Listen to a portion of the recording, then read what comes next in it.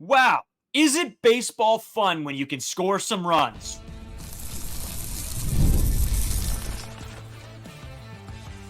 You are Locked On Blue Jays, your daily Toronto Blue Jays podcast. Part of the Locked On Podcast Network, your team every day. Welcome back to Locked On Blue Jays. Thank you for making Locked On Blue Jays your first listen every day. We are free and available wherever you get your podcasts and on YouTube. Part of the Locked On Podcast Network, your team every day.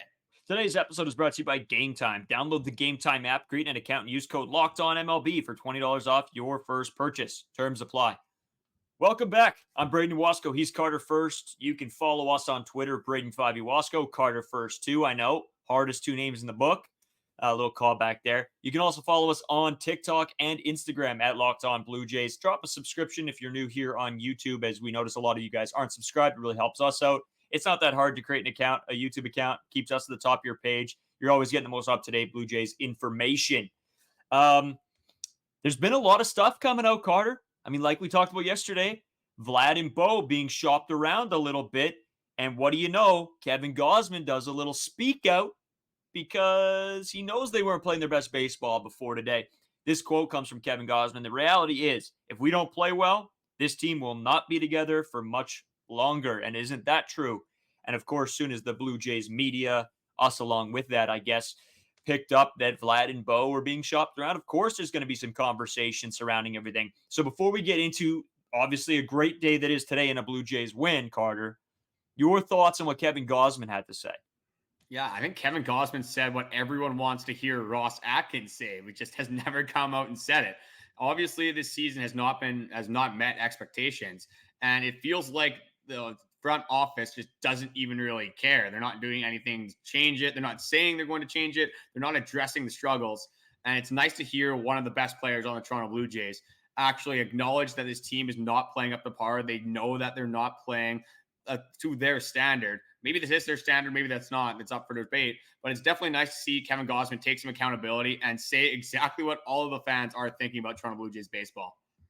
Yeah, and I agree. I think that this is exactly what everybody, I don't want to say wanted to hear because it's not a good thing, but it's nice that people are being holding themselves accountable is what I should say, and the team accountable. And I think as a veteran guy like Kevin Gausman, who's been around this team for a while, says it's nice to hear. I don't want to say it's a good thing, but it's nice to hear. Sort of going off the negativity. It was a great win today. That was exciting baseball to watch. I was having a great time. It's nice when it's not all negative surrounding the Blue Jays. 9-2 victory today over the White Sox, a team that, yeah, we should beat, but a team that we did beat today, and a series that we did win. So it is a good thing. Chris Bassett again, Carter. I mean, he just gets the job done. I love it. 7 innings, 5 hits, no runs, 0 earned runs, 4 strikeouts, 2 walks. Just a good day. It was just a good day all around in Blue Jays land. Oh, I mean, how much easier must it be to pitch when you get a 7-run lead in the bottom of the second inning? That's something that these pitchers on this team just simply aren't used to. They don't get run support ever. And not even just for Chris Bassett, just for other players as well. Like I know Vladdy had another weird error as where he dropped it on the transfer. I don't even know if it was on the transfer. It looked like he dropped it pretty high up. Vladdy has the most frustrating errors of all time. But again, we'll move on from that. Ernie Clement launches a ball to literally the sun and in the 8th inning. But these things don't matter when you actually score runs. So you don't have to play perfect baseball when you're actually getting some offense. And that was just such probably a breath of fresh air for me as a Blue Jays fan, for all the Blue Jays fan base, and even the players, the coaching staff, everybody. You can take that little bit of an edge off. Not saying that you take your foot off the gas pedal, but when you're up 7 runs after the second inning, you got to feel pretty good about where you're at. But again, saying that, this White Sox team, like you've been kind of crapping on all weekend, it's been fairly well deserved because this team is just absolutely horrendous. The lineup's terrible. They have a couple of good pitchers like Garrett Crochet, as we saw yesterday or the day before as we're recording this podcast. But with the White Sox, this was my minimum here. We got 2 out of 3. We won a series, thank God, after over a month. The last time we won a series was over the April 19th to 21st series against the San Diego Padres. That is a very long time coming, and a very long span where you did not get a series win. Again, this was like a fairly tough schedule in between these times, but that doesn't matter. You got to be competitive as an MLB baseball team. And I'm not going to say I'm back on this team yet, because obviously not. You won a series against the worst team in baseball. You got to take a step back and realize that. But do have to say, as a baseball fan, scoring 9 runs in 2 out of 3 games of this series did feel good. I just wish we didn't put up an absolute egg in the second game of the series.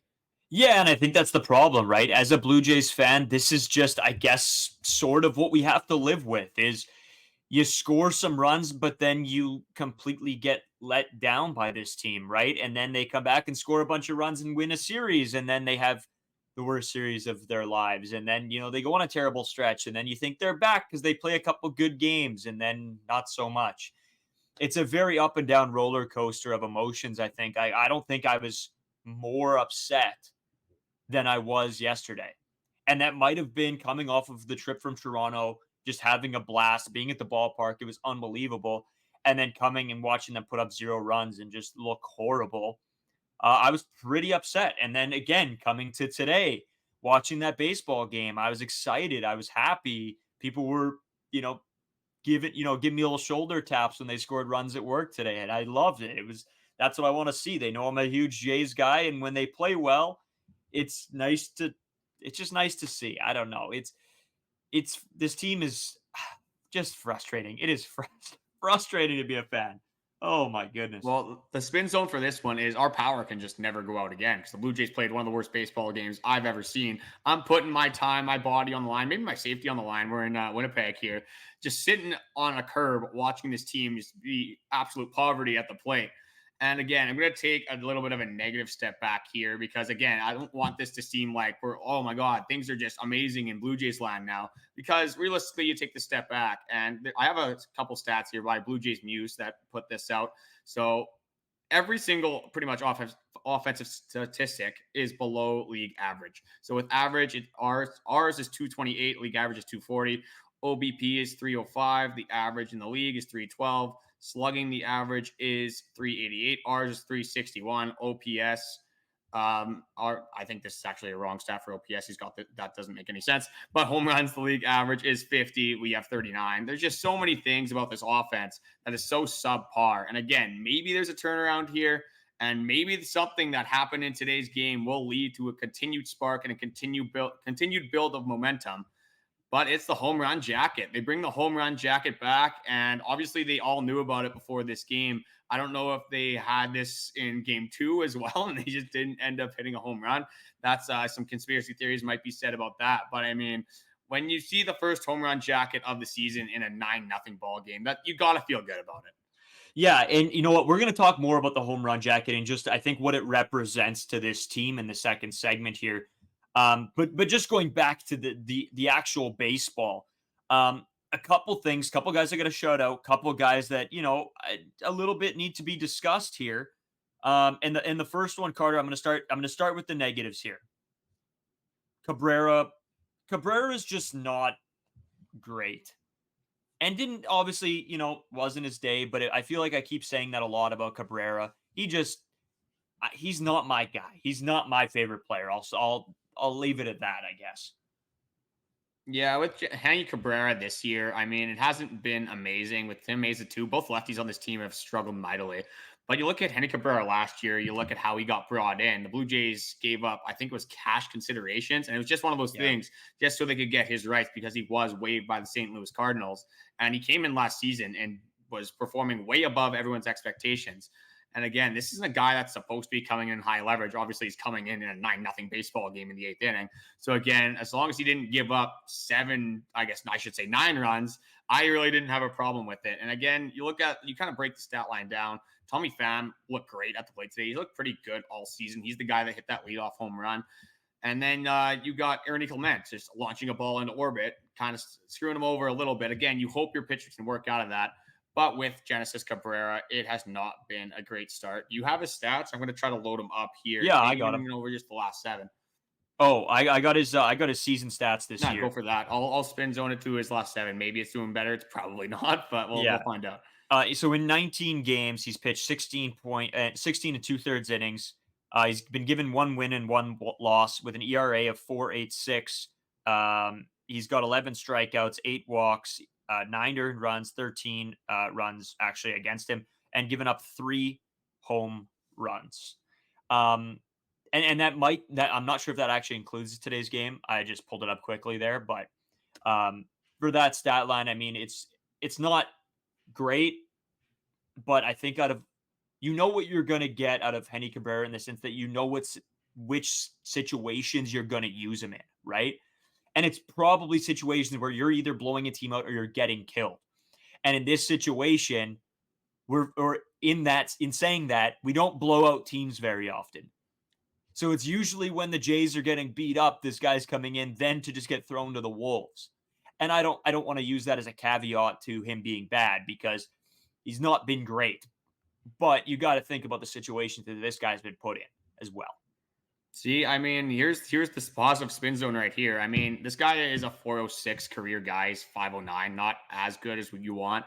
With the walks, that's the thing that kind of spoke out to me. 11 strikeouts, 8 walks. It's not a great strikeout to walk ratio. But look at Henny Cabrera over the last 15 games, a 2.77 ERA over 13 innings pitched, only 4 earned runs given up. Again, 9 walks in the last 15 innings, the 8 strikeouts. The walks is where he's kind of getting hurt here, but you go to the last 7 even, it's a 3.18 ERA. So this guy has been fairly decent over this last little stretch here. And it's coming at a good time where you have Tim Meza, who's struggling mightily as well. So with these left-handers, obviously Henny Cabrera is served as the lower leverage left-handed pitcher, and Tim Meza would be your higher leverage. That can be up for debate with how Tim Meza has played this season. And with the struggles of Eric Swanson, the injuries, Bowden Francis on his way back very soon, Yariel Rodriguez, again, starter, probably a bullpen guy now with how good Alek Manoah's been. And you got Chad Green, who's still out as well. I'm okay with what Henny Cabrera has done. I don't think he's the greatest pitcher ever. I don't think he's horrible. I think he has a role on this team. He's one of those guys that's going to come out if maybe the starter doesn't have a great day and he only goes 3-4 innings. A guy that's going to come in, like you said, in the blowout games. So for me, what Henny Cabrera has done, I have no problem with it. Yes, I would like to see him lower the walks. I think that's his biggest vice right now. If he can start finding the command again, that's where he does have success. But again, with all these relievers on this team, when you go looking at this team on paper, Henny Cabrera is maybe your 7th reliever. You could definitely argue he's your 8th reliever. So a guy that's not supposed to be in high leverage. So I'm not going to get mad at a 5 ERA for a guy that's our 7th best bullpen on. Yeah, and that's fair. And just to go into a couple guys that had great days, I mean, you can't take anything away from what Davis Schneider did at the plate. You can't take anything away from Vlad. You absolutely can't take anything away from Bo. An absolute stud game from him. And just there's a bunch of other guys, but I mean, overall, I don't know, Carter. Like I was talking to a guy at work about this, and I want to sort of get your thoughts. And I didn't give you a prep for this because I just wanted to throw it at you. Davis Schneider as a leadoff hitter in general. Okay. To me, Davis Schneider hits best with runners in scoring position and higher leverage. I think he turns it up in high leverage situations. He just seems to always come alive. And with an OBP, and don't get me wrong, it's one of the better ones on this team. But for a leadoff guy around the league, it's probably a little bit low at sitting at a 3.45, which isn't bad. But probably for your leadoff hitter, you want it to be a little bit higher than that. Do you think that this team could get to a point where they maybe think about putting Davis Schneider as their 2 guy and maybe trying to figure out something else for their 1 slot? I know right now that's difficult to say, but I think maybe using him as with a guy on, ideally you get that first runner. Maybe that sparks him driving in more runs, which he seems to be one of our guys that can do that. Yeah, I mean, I'm going to give you a little bit of a cop-out answer here. Who else is going to do it? Like, yeah. You look at this team, you don't really have anyone else that can fit this leadoff spot. I've heard some people actually say that Vladdy could be a leadoff guy, and I'm starting to see a little bit of validity to that because this guy is just a singles merchant at this point, which isn't necessarily a bad thing. But like you said, you're looking at Davis Schneider with runners on. This guy is hitting a lot of doubles. He's doing a lot of damage. So it's a lot better if he's doing damage with guys on base rather than him hitting a leadoff double and then maybe not even getting drove in. But again, when you're looking at this team, are you like you throw IKF at one, or you throw Ernie Clement at one? Well, it doesn't really make sense to me. That Vlad thing is exactly, I've been seeing that, and don't get me wrong, I don't know if that's the best play. Again, I'm not no manager or anything like that, but looking just at a couple statistics here, okay? Davis Schneider's OBP 345 with a slugging percentage of 451. Vlad's stats, a 374 OBP with a 383 slugging percentage. If that doesn't, you know what I mean? Like, I feel like those stats should be flipped in this situation. And yeah, Vlad gets the hit, but it seems like when Davis drives in runs, he's getting the double or he's getting, a couple guys through where it's not as much of a struggle play to get, Vlad the first base. But it's great that he gets on base or is starting to now, but he's not getting those big hits that maybe drive to the wall. I don't know. It's a thought. Let us know what you guys think about that. Again, I'm not going to sit here and say I know anything about anything, but in this situation, and again, I don't want to harp on the lineup a whole lot because we're finally getting something that we wanted, right? We're finally getting George Springer not in the leadoff spot. But I think, you got to take into consideration, I feel like Davis Schneider does get shafted a little bit because he doesn't get, he's not put in a position ever where he's maybe can produce the most to his abilities. This team should have just given up the house for Luis Urias. It would have been a perfect fit. You would have been able to slot him in at second base spot, a leadoff hitter. You put Davis 2, you put Vladdy 3, Jano 4. That does things to me. That would have been unbelievable for this team. But yeah, like I feel like with the Toronto Blue Jays, you put Vladdy somehow at 1, he just starts launching solo home runs. Yeah. And then we're just like, oh, great. Yeah. This is, of course, what happens. But saying that, we got a lot more to get into. We're going to talk about the home run jacket, a huge story from today, and just some other player stats and storylines. We'll get into all that coming up.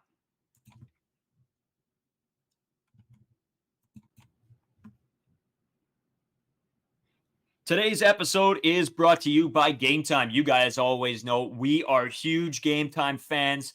Use this app. Trust us. We went to Toronto. We booked every single ticket through Game Time.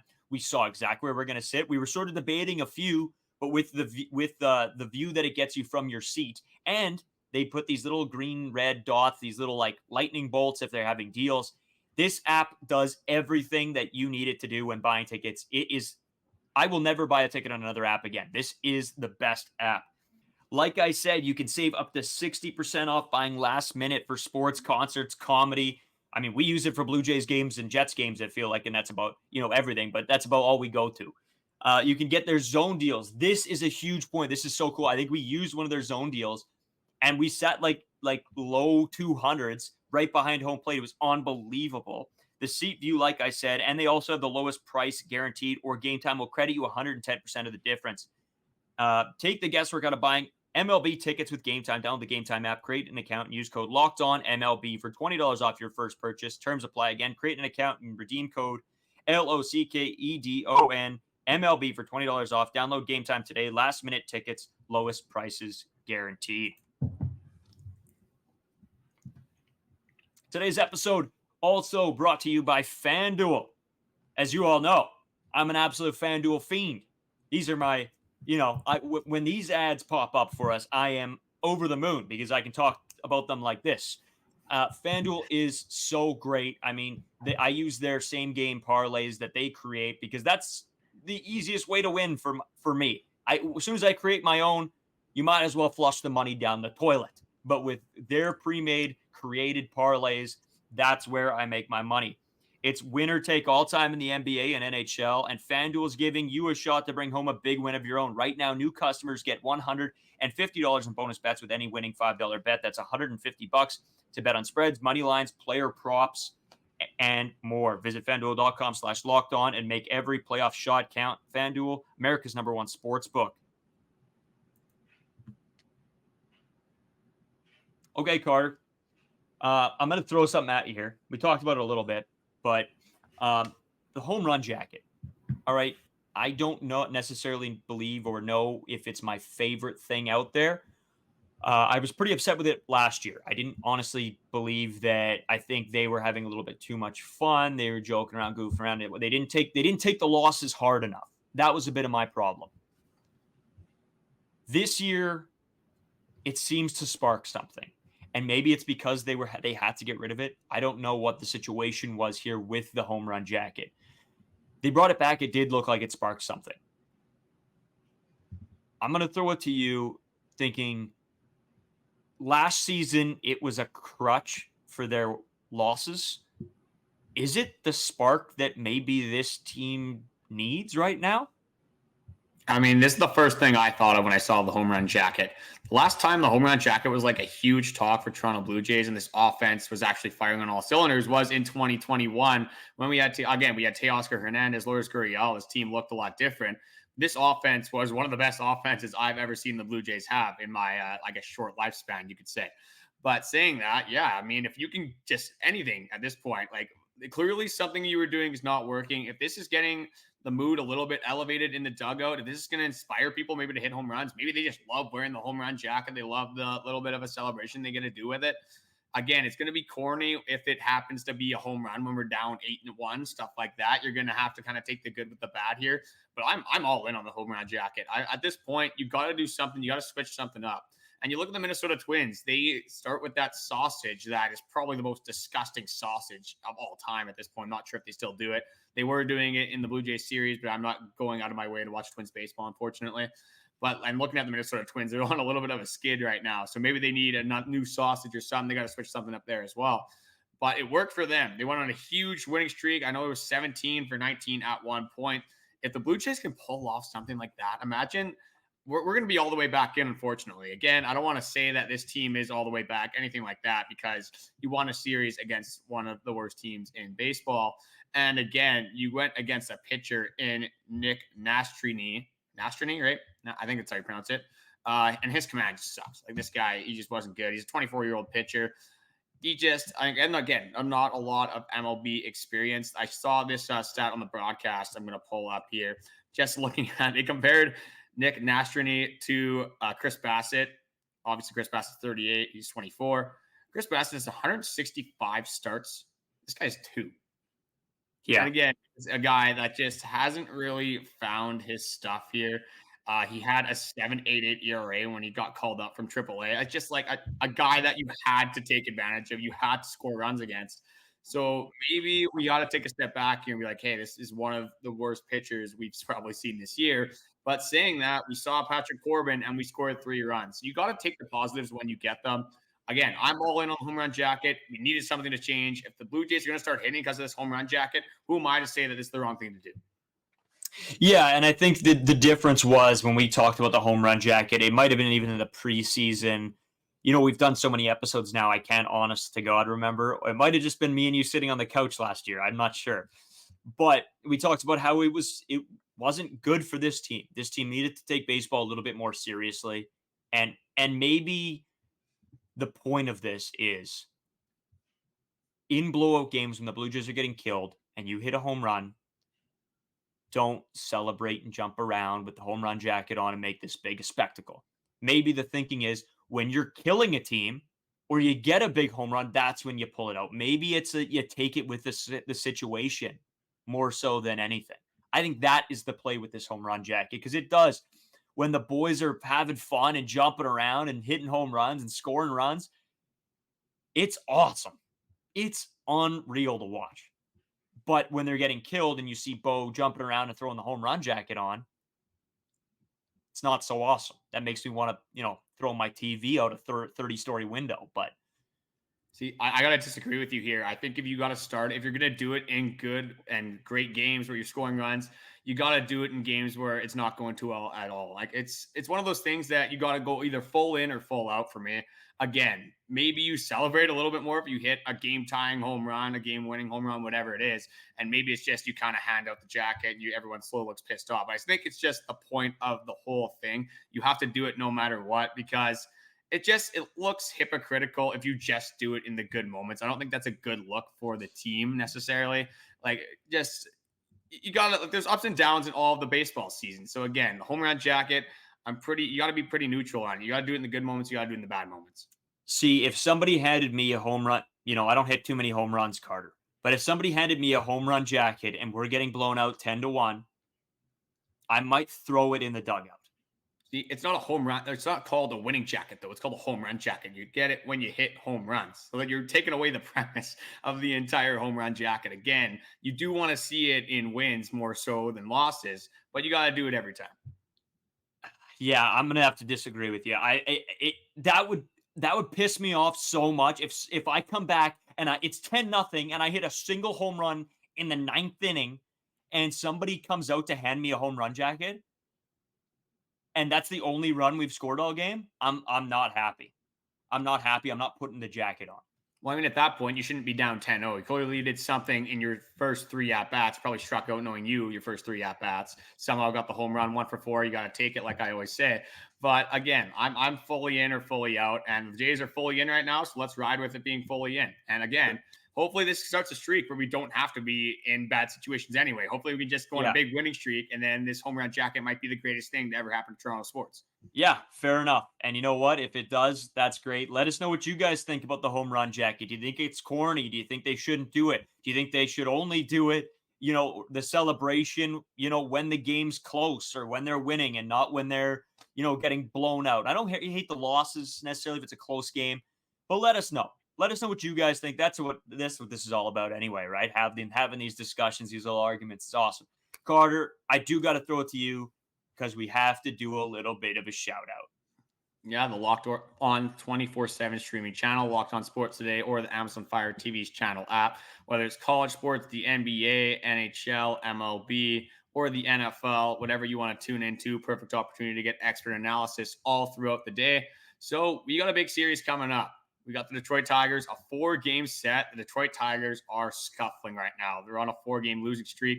We missed Tyreek Skubal. We'll get into all that and more coming up.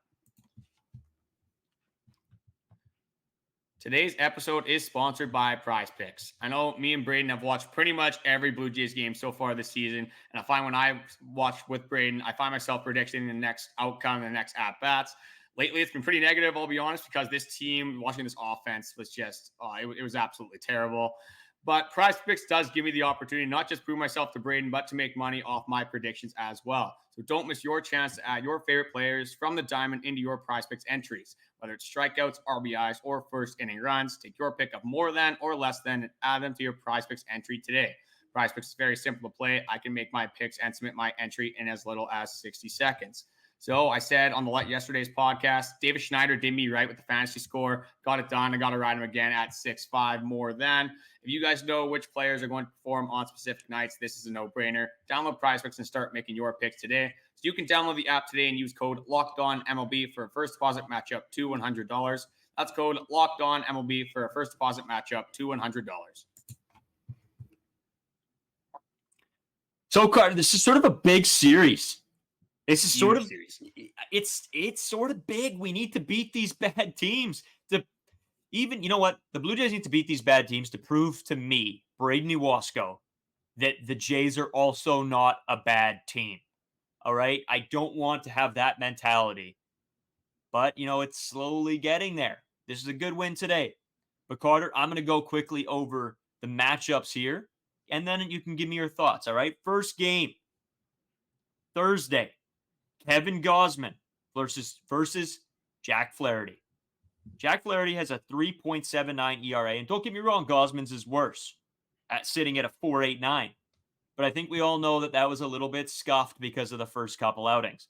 Game 2, Friday, Manoah versus Manning. Manning's got a 4.88. Manoah's got a 3. And again, his wouldn't have been that bad if it wasn't his first start in a million years with this Toronto Blue Jays team. And then, of course, on Saturday, it's Barrios and Olsen. Olsen's got a 2.16. Barrios has a 2.98. Not a, if you're just looking at the stats, it's pretty good. Olsen, though, 0-5 with a 2.16 ERA, talking about the offense letting you down. That sounds like a Yusei Kikuchi from the Toronto Blue Jays, but even on steroids. That is a tough sell, to say the least. We don't have the pitching matchups, of course, for Game 4. They haven't come out yet. You can think about what it is, but we don't have them officially. But Carter, just it would overall, be Kikuchi, I guess, for us, right? Yeah. Wait. But I know you were going to say overall. Well, Kikuchi pitched yesterday, and he got absolutely screwed over, like he always does, with no runs. But my overall on this is you need at minimum a 3 of 4 here. Like I said, the Tigers are absolutely scuffling. They are on a 4-game losing skid.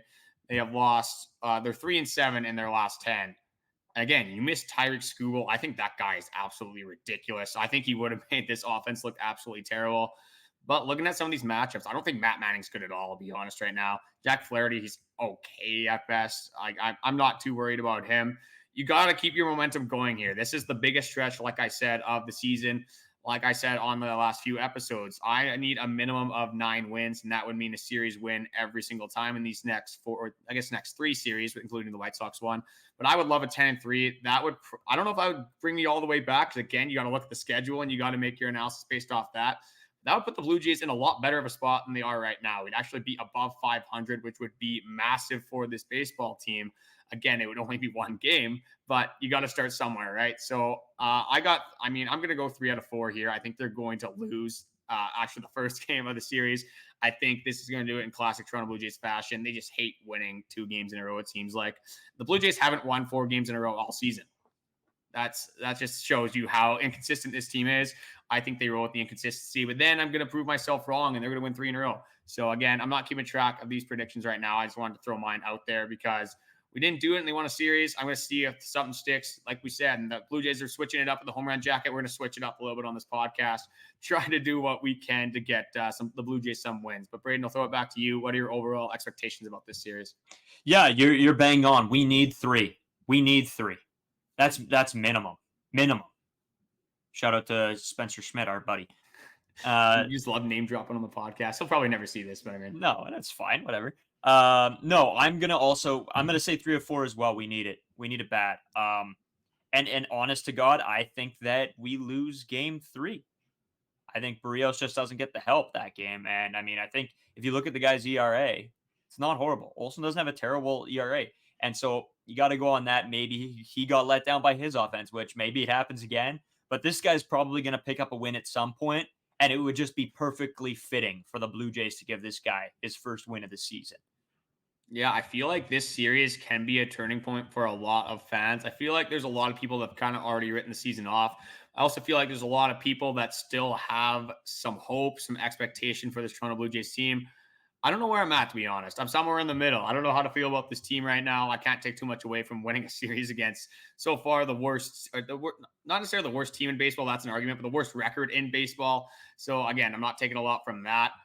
But this is maybe the biggest series of the year. I think it's a must-win series. You got to win 2 series in a row against the bad teams. You got to beat the bad teams. The good teams are beating the bad teams. So let's, like you said, to prove the Blue Jays aren't a bad team, we got to beat these bad teams. If they split these next 3 series, I'm going to say it. The Blue Jays are a bad team. I don't see the light at the end of the tunnel if that's going to happen. But again, we'll see how it all plays out. You got to be positive about the Toronto Blue Jays, even though they make it impossible sometimes. Absolutely torture sometimes watching this offense. But hopefully we get something turned around with this home run jacket. Just want to say thank you guys for watching. Likes, comments, support, everything. The debates we always seemingly have in the comment section are always awesome. We're posting on Shorts, TikTok, Twitters fairly often. I'm forgetting one, the Reels. The Reels is the other one. We're posting pretty much anywhere you're going to find your content. And then, yeah, obviously we get the podcast out daily. Braden, you got anything else to add? I got one more. I'll throw it over to the Locked On streaming service at the end of here.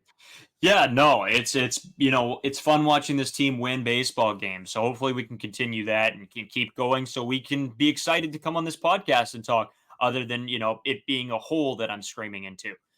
Anyway, Carter, throw it over. Yeah, we'll give one more opportunity to throw it over to the Locked On 24/7 streaming channel. Again, that's the Locked On Sports Today channel or the Amazon Fire TV channels app. Either one, perfect opportunity to get 24/7 analysis. Even if you just throw it on the TV in the background, I like having background noise on when I'm doing laundry, cleaning the dishes, stuff like that. And one more thing I did want to say is I was surprised about how this lineup actually scored runs. I'm not going to lie. I looked at it when you have like AKF, Kevin Kiermaier, Kevin Biggio all at the bottom of this lineup, not having Danny Jansen in. I was scared, honestly. I thought this might be a continued series loss, but hand up, I was wrong. The Jays proved me wrong, had one of their best offensive games of the year. So hopefully they continue this momentum. Thank you guys for watching, and we'll see you guys tomorrow.